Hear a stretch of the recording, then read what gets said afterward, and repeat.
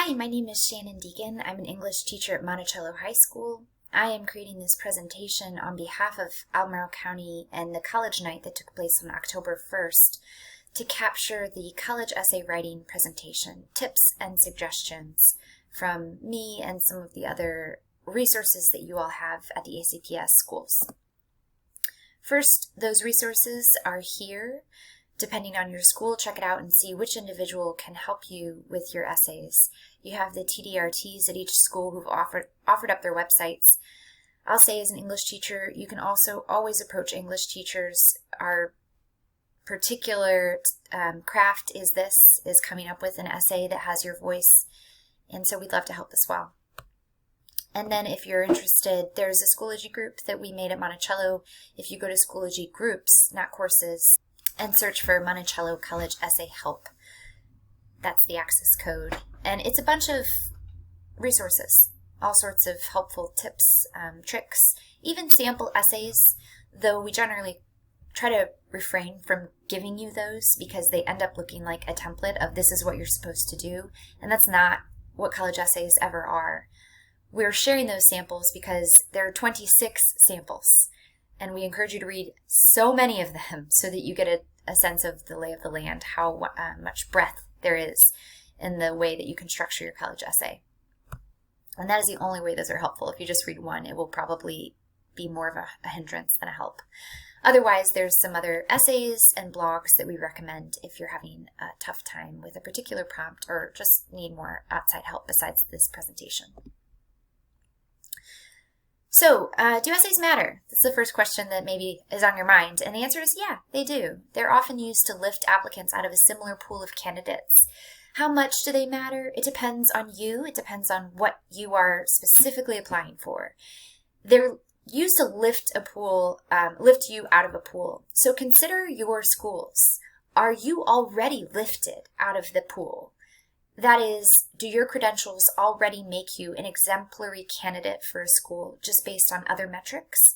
If yes, the essay will matter less because you're already distinguishing yourself by virtue of your transcript or your grades or something like that.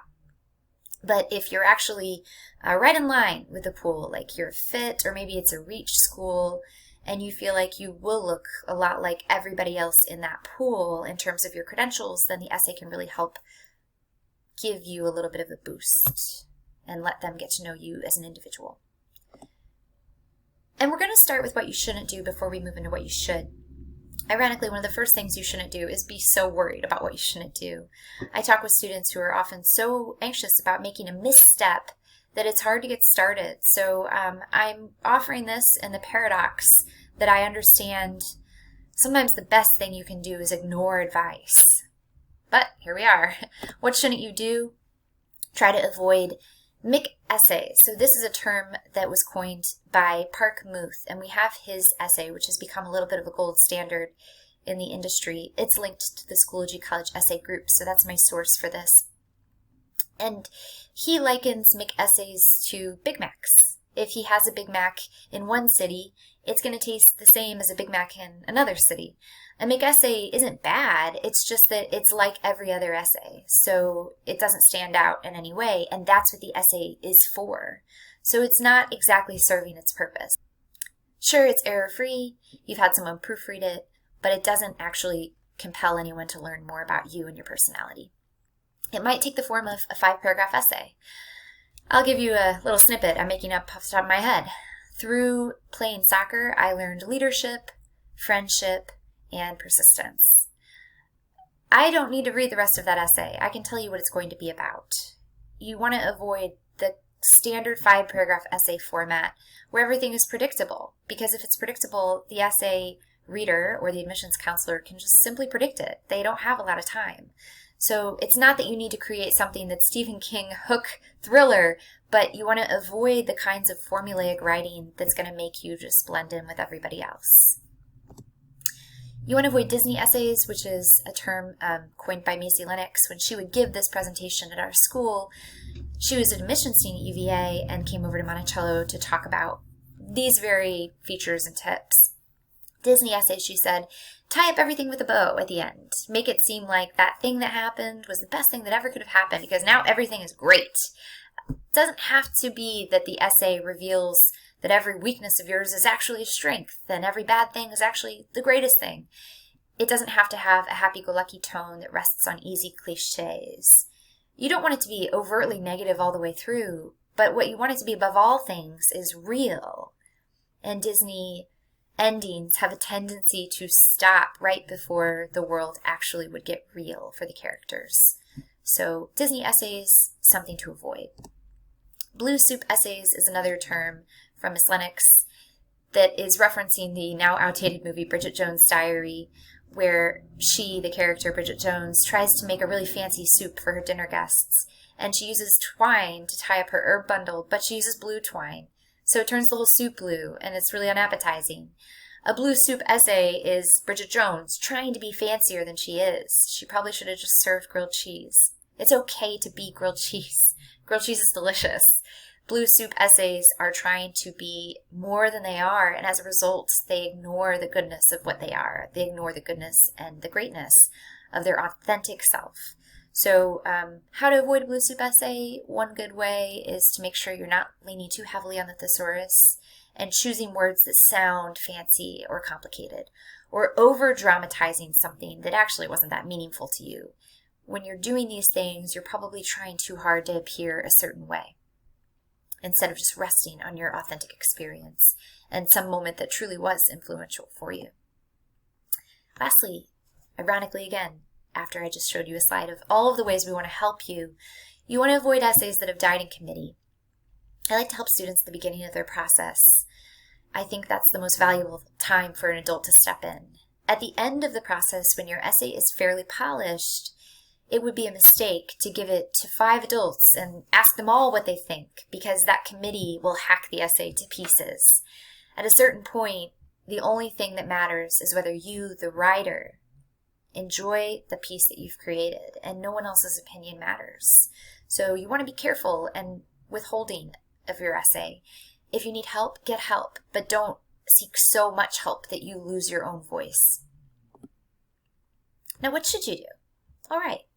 More optimistic, more positive. Be yourself. Tell them who you are.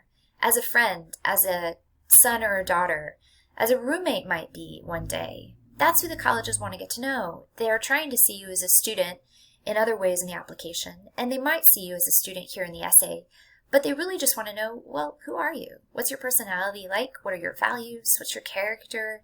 Would we enjoy having you as a community member? Because you're not only being admitted to be a person in classrooms, you're admitted as a person who will be on the campus, walking down those quads and living in those dorms, and just being an integral member of that dynamic community.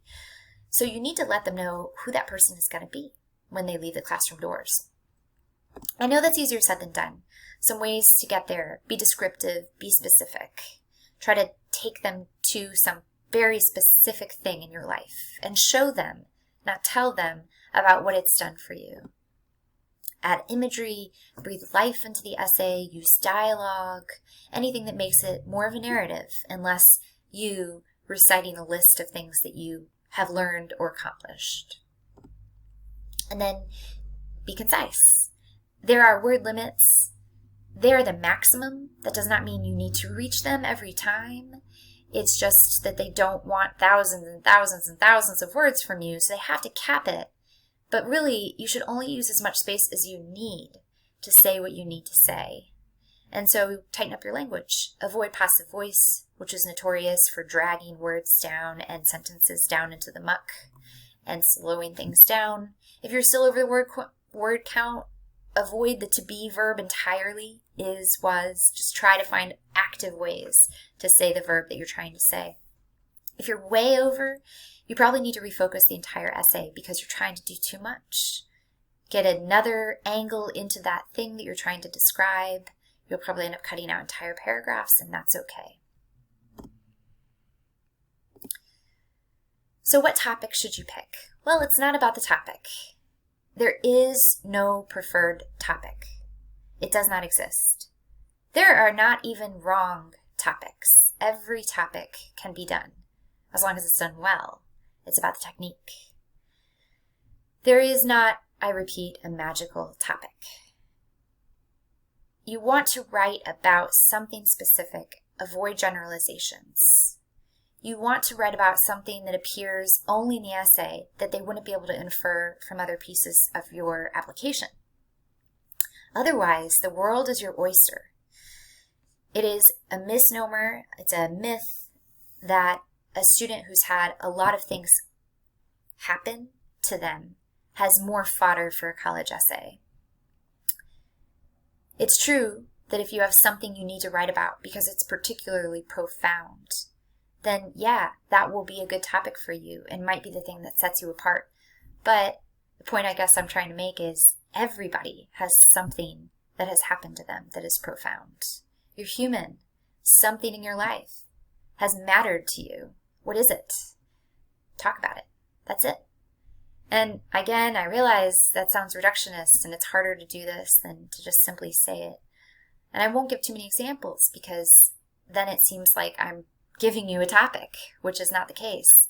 But a student who's writing about how they were the national whitewater champion of the country, that is as interesting as an essay, maybe, as a student who is writing about building a sandcastle. It's all about how the student does it. As Park Moose says in his essay, a good writer makes the most boring topic interesting, and a bad writer makes the most exciting topic boring, and that's true here.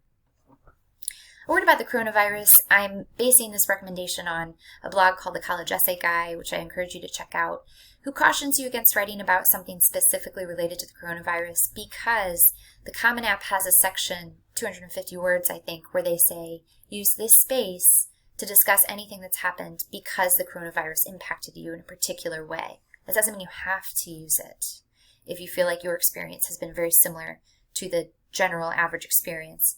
But if something significant has changed in your life that you think is pretty extraordinary as you look around, use that space in the Common App to write about the coronavirus.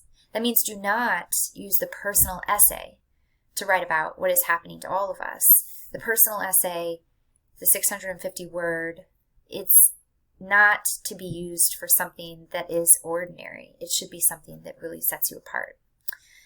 I can just see the essays, the personal essays that start Friday the 13th, March 13th, a day that would live in infamy. Don't do that. Everybody is going through this together, and this is your chance to tell us about you, not about what is happening in the world that we all know about. There is no prescribed structure once we move into structure of the essay. That would be really boring for admissions officers. But there are a few things everything that is good does. Start with a hook. Be engaging. Write about something specific. There we keep seeing the word specific. And end it well. Get someone to read it and ask if it feels finished. It should resonate in the room. And lastly, put yourself in the shoes of these admissions counselors who have thousands of these to read. Maybe 35 a day, let's say, making up a number that's plausible. 35 is a lot. It's not that you have to be the best one of the 35, but for the time that they're engaging with your application, that time should be precious for you. They really get to know who you are. They got a glimpse of the person that you are with your friends and your family. A question that I always ask my students at the end, if they're struggling to really feel done, is, well, do you love it? Or do you like it? If you do like it, it's probably pretty good. If you don't like it, if it doesn't feel good, it's probably not. Because this is about you. If a friend reads it and says, that sounds like you, then it is about you. But if you're feeling like it's not sitting well or the topic isn't revealing anything about you really, then try a different one. Try and try and try again until you get to the topic and the essay that makes you feel like you're really being revealed on the page. So that's my advice, and I'll leave it at that. If you have questions, go back to that resource slide at the very beginning of this presentation. And of course, above all, good luck.